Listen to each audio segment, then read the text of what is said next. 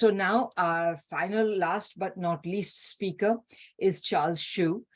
Charles represents the Qiao Collective, and so the general convention is that we introduce the collective rather than Charles personally. The Qiao Collective is a Chinese diaspora media collective that aims to challenge rising US aggression towards the People's Republic of China and to equip the US anti-war movement with the tools and analysis to better combat the stoking of a new Cold War conflict with China. And of course, I can't think of a better person and a better organization to end this promotion of Carlos's book. So Charles, please go ahead.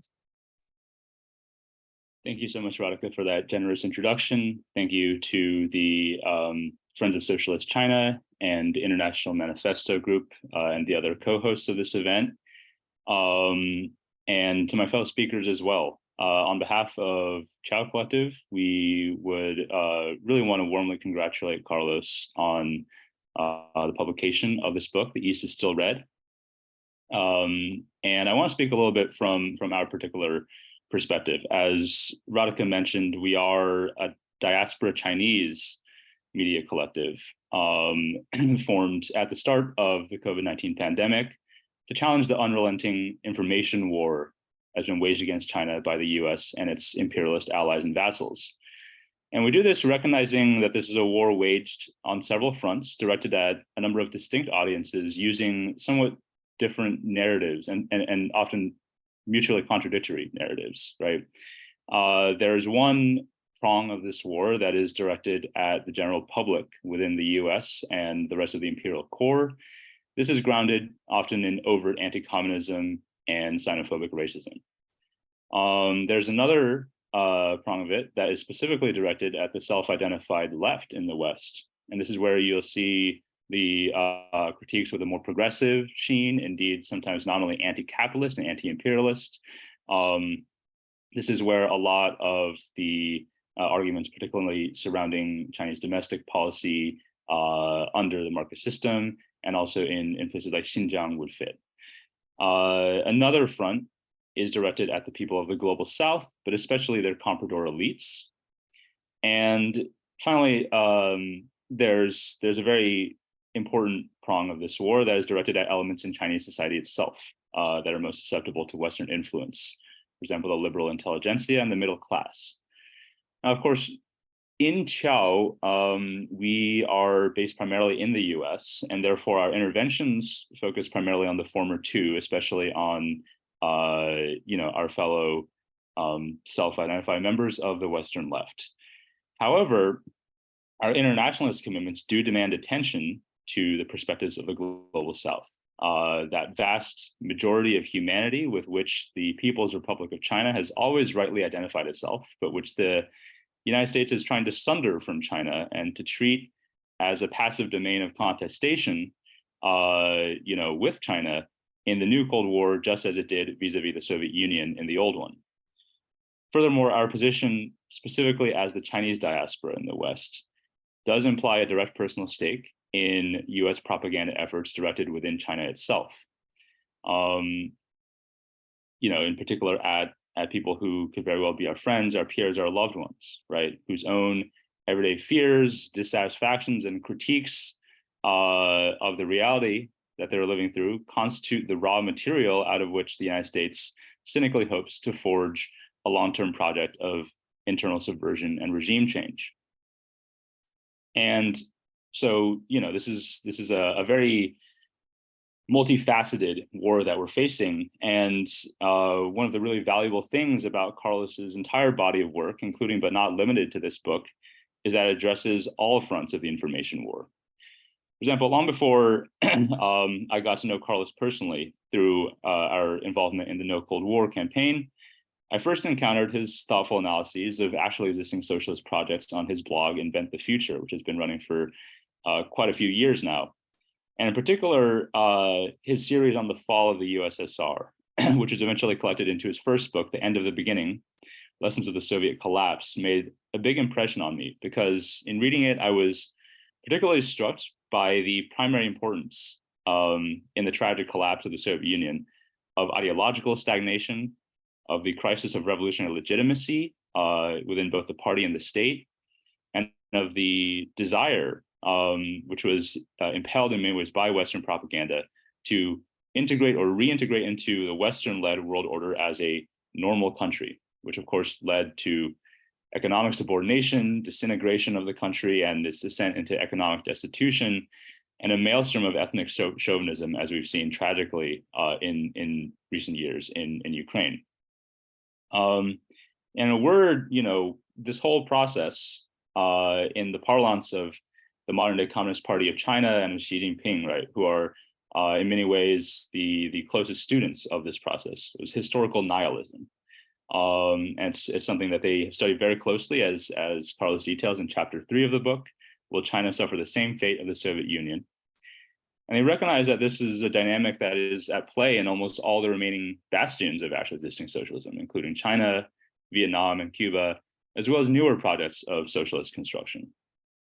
This is something that I had the opportunity to witness firsthand this year on visits both to Cuba in April and May with the International People's Assembly Youth Brigade, and then later in July to Venezuela with a brigade led by the Los Angeles Tenants Union, and came out of those visits with two very strong impressions that are relevant to this conversation. One was, I obviously look Asian, right? And people were quite open about asking me about that straight up. And upon learning that I was of Chinese descent, I got an immediate and spontaneous positive reaction from almost everyone, at all levels, from the leadership of the Instituto Simón Bolívar in Venezuela, to militants working to build up the communal project at the ground level, to ordinary street vendors in the working class Afro-descendant barrio of San Agustin in Caracas. And this came out of a deeply felt popular appreciation for what we call multipolarity, right? This is a really spontaneous and unprovoked expressions of gratitude to countries like China, Russia, and Iran for the material and moral support that they provided in COVID vaccination, in sanctions relief, and in concrete material investment in the projects of self-governed communal construction, which really served to strengthen popular sovereignty and national sovereignty, rather than undermining it through relations of dependency and underdevelopment. That was, very often a completely unprovoked reaction, that I got from all quarters simply upon broaching the subject of China, right? Another very relevant trend that I saw repeated over and over was open acknowledgement at all levels that both countries, Cuba and Venezuela, are undergoing crises of emigration, especially emigration by the youth. This is rooted in the difficulty of sustaining revolutionary energy into the second or third generation, especially under conditions of extreme material privation. And that, of course, is part of the intentional and coordinated strategy of hybrid war waged by the US. Crushing sanctions and blockades rob these countries of foreign exchange and needed imports. And these create the conditions where people are more susceptible to the information war, which robs them of their spirit of sacrifice, their will to resist imperialism, their attachment to revolutionary ideals. The resulting emigration crisis robs the country of the potential of its youth, and it also creates a growing US-based diaspora that is ideologically conditioned to reinforce imperialist narratives directed at revolutionary projects in their home countries. And in this strategy, the siren song of the so-called American dream really plays a crucial role, with its promise to certain favored classes of immigrants of so-called upward mobility into middle-class material prosperity, which really is founded on the private ownership of stolen native land. And so we see in that both a false universality of the American way of life and an equally false exceptionalism vis-a-vis these projects of socialist construction. Now, this is a project, as I reflected many times during these trips, that has been at work in China itself since at least the beginning of the reform and opening period, albeit with certain subtleties. And the thing is that we ourselves in the US-based Chinese diaspora are products of it, quite literally. Because as the second generation, as most of us are, many of us are children of Chinese immigrants who arrived in the US drawn by the promise of the American dream. or at least the very visible gap in material wealth that existed between China and the United States at the time that they left, which was in the 80s and 90s for most of us. The thing is that the very foundations that enabled our parents' generation to emigrate and largely to succeed in material terms in this new environment were laid in socialist China, and not just today's socialist China, but Mao era socialist China, in the titanic strides that were made towards what Xi Jinping today calls the Chinese dream in the domains of education, particularly literacy, in healthcare and land reform, in the building of infrastructure and industry, right? That really enabled our parents' generation to emigrate and to succeed. And the thing is that they left at a time when the prevailing belief on both sides of the Pacific was that what is today called the Chinese dream would converge completely with the American one. That by inviting foreign investment, by adopting market relations internally, and yes, by sending so many of its best and brightest abroad, China would rise on terms dictated by the United States, and it would quietly submit to Western liberal ideological hegemony. Now, that convergence, of course, did not happen as expected. Today's Chinese dream, as articulated by the Communist Party, is grounded in a renewed commitment to building a, quote, modern socialist country by 2049. It's grounded, and it has its most concrete and highest expression today in the titanic achievement of the eradication of absolute poverty by 2020, for which, see chapter 4 of Carlos's book, as well as the construction of an ecological civilization, as referenced in chapter 6 of the book, at scales that are literally inconceivable under the political economic regime of the United States. So we can say then that the foundations for China's continued existence and its rising strength as an alternative then were also laid in the Mao era, particularly in the undiluted revolutionary inheritance that we see, for example, in poverty alleviation, drawing direct inspiration from land reform in the pre-1949 revolutionary base areas. And that is the real value to all of us in the anti-imperialist left of chapter 1 of the book, No Great Wall, the Continuities of the Chinese Revolution. Particularly for those of us in Qiao Collective and the broader progressive Chinese diaspora, as we contend with two seemingly contradictory tendencies in the milieus that we grew up in and that we identify with politically. One being the wholesale repudiation of the Mao era by many of our families, by pro-capitalist elements still in China itself, as a historical aberration, right? That was overcome by reform period, by marketization, and that must be completely buried, by a full transition to capitalism. And the other tendency is one that we see often within the Western left of, a certain idealization of the Mao period, or at least of, the wholesale repudiation of the reform period that has followed it as a betrayal of socialism, which ignores the lived reality of the vertiginous rise in material well-being that has been experienced by the vast majority of over 1.4 billion Chinese, both within mainland China and including our families on both sides of the Pacific.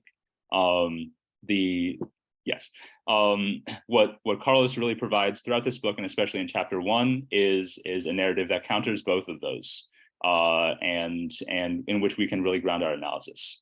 So to wrap up with this book, Carlos has offered, particularly those of us on the left Chinese diaspora, a powerful tool for understanding our own formation as people, which is a necessary precondition for forming ourselves as a political subject.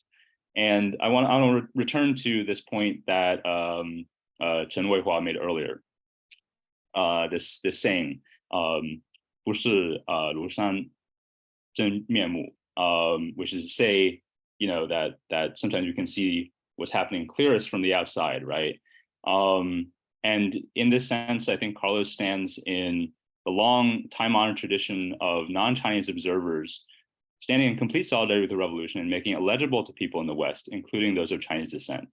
And the ranks of his forebears like Edgar Snow, Agnes Smedley, Anna Louise Strong, and William Hidden, I think, would all gladly welcome him into their ranks today as someone who has done so much to make the continued vitality of the Chinese revolutionary project legible and an object of really meaningful solidarity for those of us on the left in the West. I'm Michael Hudson. I'm appearing here for the International Manifesto group. If you like this video and ones like it, please subscribe. For more information, go to the address on the screen.